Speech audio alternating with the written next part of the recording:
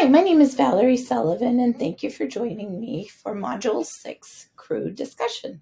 Currently, I am in my second year as the librarian for a preschool through fourth grade school in southern Maine.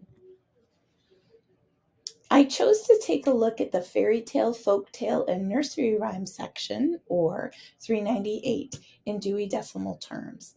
This is one of our larger sections in the nonfiction part of our library, as well as one of my favorites. As a young child, I was introduced to books with these stories and fell in love with reading because of them. I feel this is an essential and still relevant section in our library, especially with the Common Core standards providing opportunities for students to engage with them. However, it is also one of our lowest circulating sections, so I wanted to take a closer look. Searching through the catalog reveals the oldest book in this section to be a 1954 version of Cinderella, translated and illustrated by Marcia Brown. It is also the 1955 Caldecott winner, which is reason enough to keep it in the collection. I also came across some other classics from my childhood, like The Funny Little Woman from 1972 and Why Do Mosquitoes Buzz in People's Ears from 1975. These are also Caldecott Medal winners, but of course, the entire selection is obviously not made up of all award winners. The collection is old. Well, of course it's old. It's made up of stories that were made up over hundreds of years ago. I should say that the books are old. Most of them were published between 1980 and the early 2000s.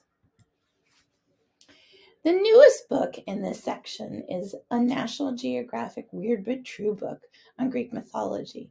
I, in fact, ordered this book last year from a student request. Other newer titles include reimaginings of classic fairy tales and nursery rhymes like The Rockabilly Goat Scruff from 2014 and Grumbles from the Town from 2016. Out of 350 books in this section, less than 30 of them have copyright dates that are less than 10 years old. Yes, this section does have books that need to be weeded. The criteria I'm choosing to use to weed this section are starting with physical appearance. The books can be old, but they need to be in good condition. And do they look appealing? These kinds of stories warrant extraordinary illustrations, and I want to remove ones that don't have those great illustrations and replace them with ones that do. I need to look at copyright dates, but also be mindful of the particular story. While checking its circulation record, I need to really see if the book does belong in the collection. And if the circulation rate is very low, then find a way to promote it and get people to take it out.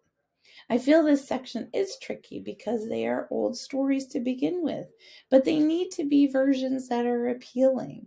They also need to be versions that don't have that bias or stereotypical or even sometimes offensive portrayals of classic characters.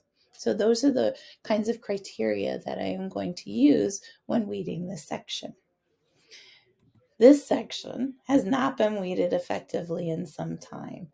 Considering its size, over 350 titles, and the limited circulation, only 69 checkouts in the past year and just 2 checkouts in the past month, a good review of this section is long overdue.